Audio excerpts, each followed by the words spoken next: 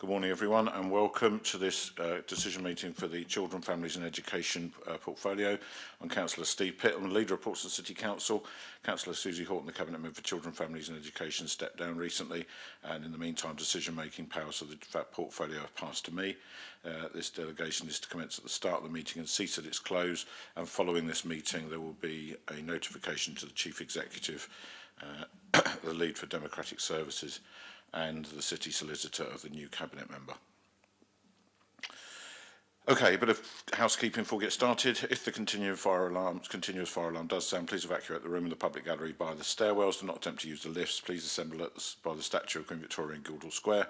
To comply with the Guildhall Trust Fire Marshal regulations, anyone who signed in at the Guildhall reception desk should sign out when leaving the building at the end of today's meeting. May I draw everyone's attention to the fact that this meeting will be webcast to allow the public to attend remotely if they wish. Please be advised that the public seating area is not in view of the camera used to webcast this meeting. Everyone speaking will be on camera. Members of the press and public are also permitted to record the meeting on the understanding it neither disrupts the meeting nor records those stating explicitly they do not wish to be recorded. Please can everyone use the microphones and remember to switch them off when they've finished. We'll start with some introductions, going to my left.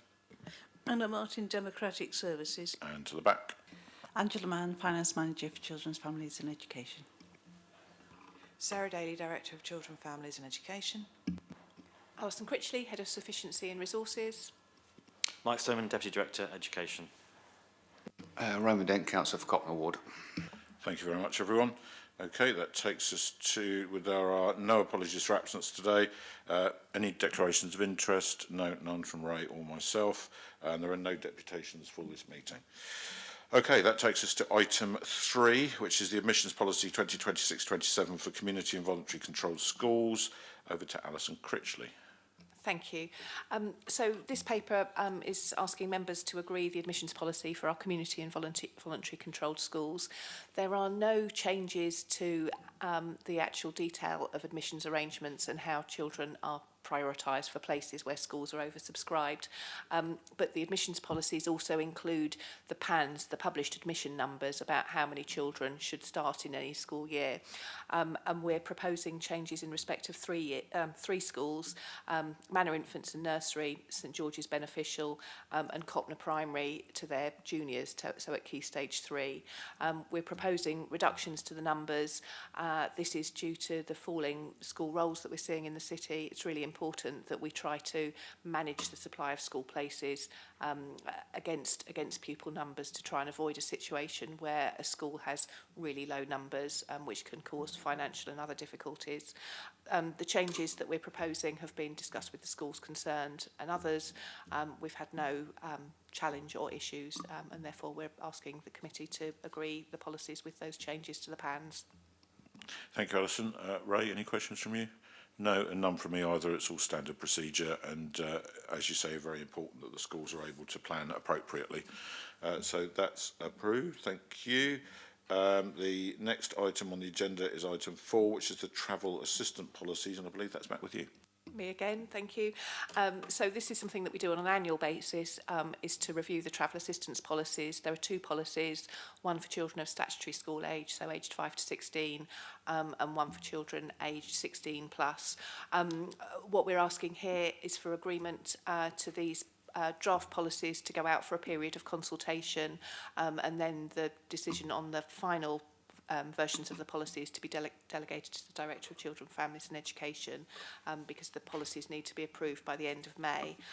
Again, we're not proposing anything that would affect children and families' eligibility to travel assistance. The changes that we're proposing are relatively small. We've had a scheme for a number of years, the Privilege Place scheme, whereby if we have spare place on a vehicle, parents are able to pay for those places.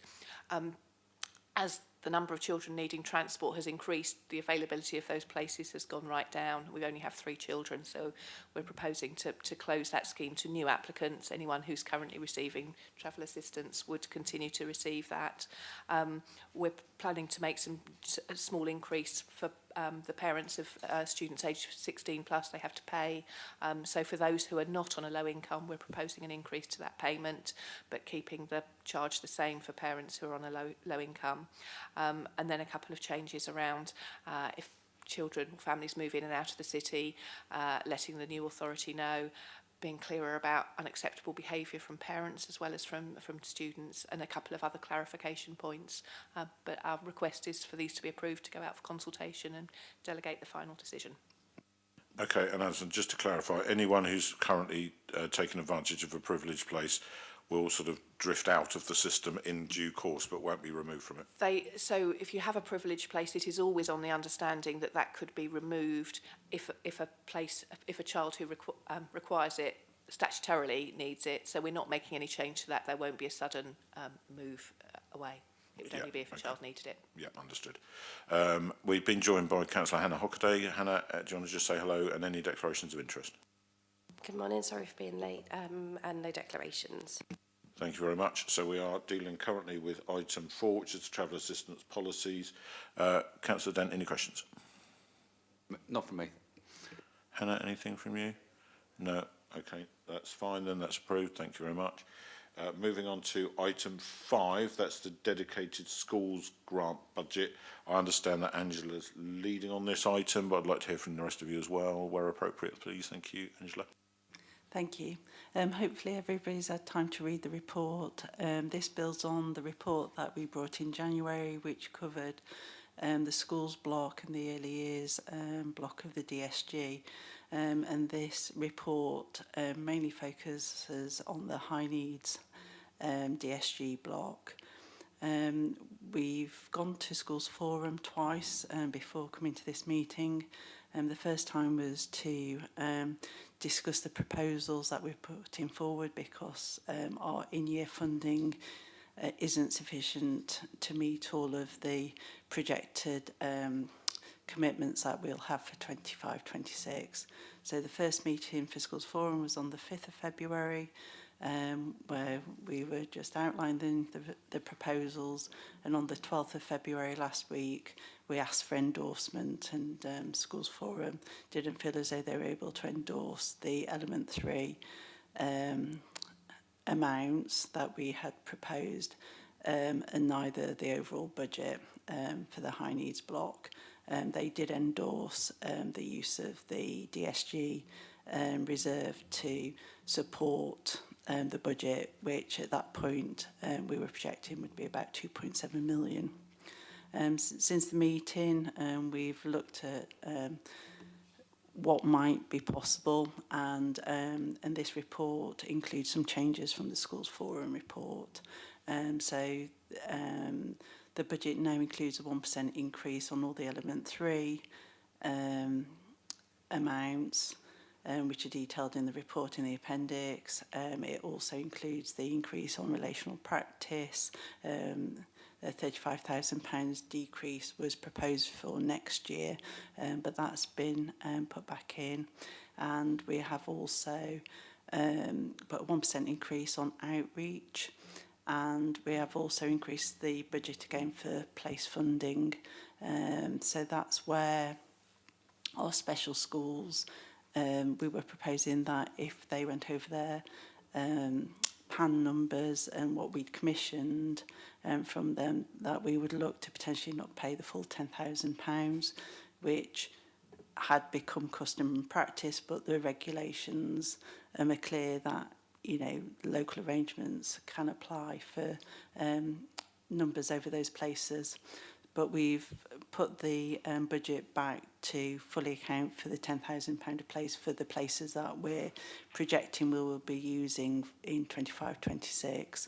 So those are the changes from Schools Forum, which means nearly another £350,000 call on the DSG reserves. So after using £300,000 of the schools block funding for 25-26, which wasn't needed, we're using £3 million of reserves to fund the 25-26 budget, and we'll be working with all partners to look at how we bring this back into an in-year deficit, so that, you know, we can keep some DSG reserves and keep doing the things that we want to do to support the pupils and education in the city. Thank you, Angela. Comments from education colleagues as well?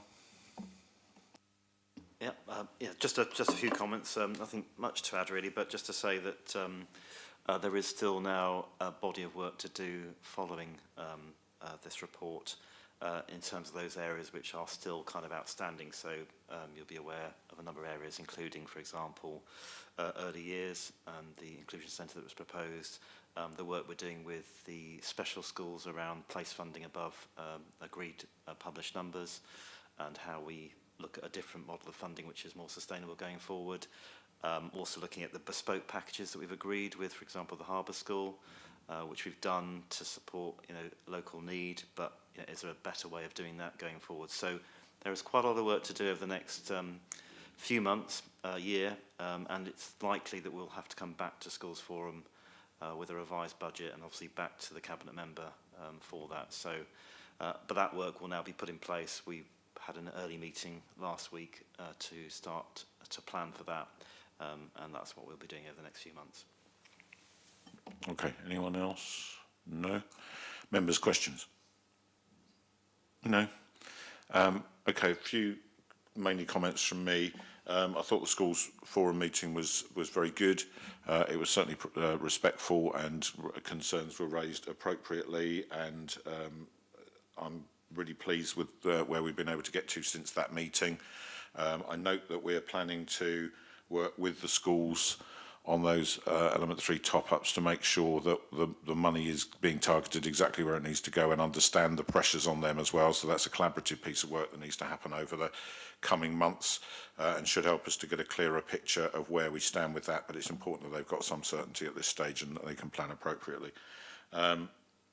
The background issue to all of this, of course, is that if the government takes the ring fence off the DSG to enable the overspends to be covered, we're in big trouble.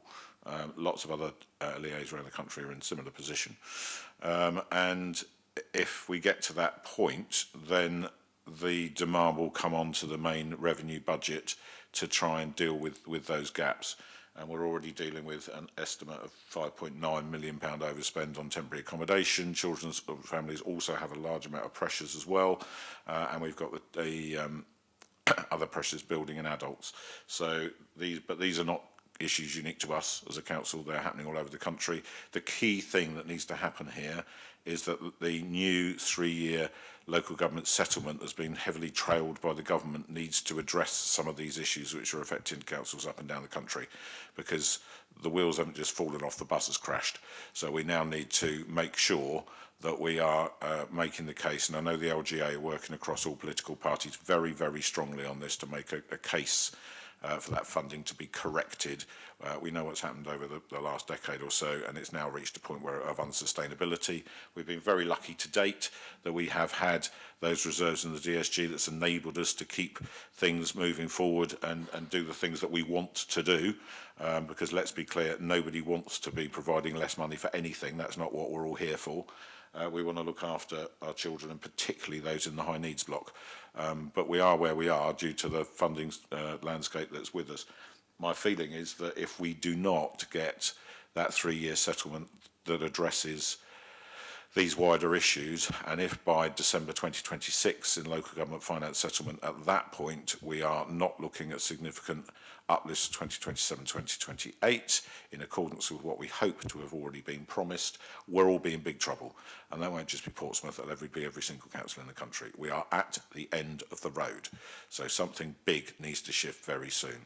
But thank you all for the work on this. Thank you particularly, I'll come back to you, Mike. Thank you particularly to the Schools Forum as well for their excellent feedback at the meeting, where genuine concerns were being raised, and there's a really respectful atmosphere in that meeting. I haven't been to one before, but it was great to see the depth of those partnerships and the understanding and the way that the debate was approached. So I'm very grateful to Schools Forum for that. Mike, did you want to come back in? Just a comment. It's not luck, actually, that we're in the fortunate position we are in terms of having a DSG carry forward, which is unusual. There aren't many authorities that are in that position. It's because we've got a very inclusive approach in the city. We provide provision for the vast majority of children with special education needs in Portsmouth, whether that's in mainstream inclusion centres or special schools. And that's the way we've managed to keep it and hold it for the last few years. But we're now at at a really difficult juncture. Mainstream schools are really feeling this pressure and finding it quite difficult to be as inclusive as we would like them to be. So I think these revisions are welcomed. I'm sure when the news gets out to the education community, it will be well received. But you know, the pressures are still obviously there, and we've got a big job to do to try and contain that. Yeah, understood. And it's the strength of those relationships that's enabled that to be the case.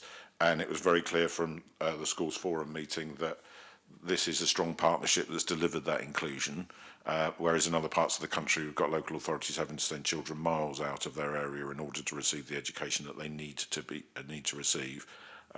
And that's led to better outcomes here than we would otherwise have had. So that's just how important it is that we keep making the case and fighting for this, because otherwise the whole pyramid's going to collapse. That was the other thing that came out of Schools Forum, is this has been a partnership and it needs to remain one, and that requires cash. So if we want to keep things going in a positive direction, we need to keep pushing for that to happen. So thank you very much. Just double checking, no other comments from Ray or Hannah? No. In that case, that's approved. Thank you very much, and thank you for your attendance today. And Mike and Sarah, if you can hang back for literally a minute, I've just got to tell you something.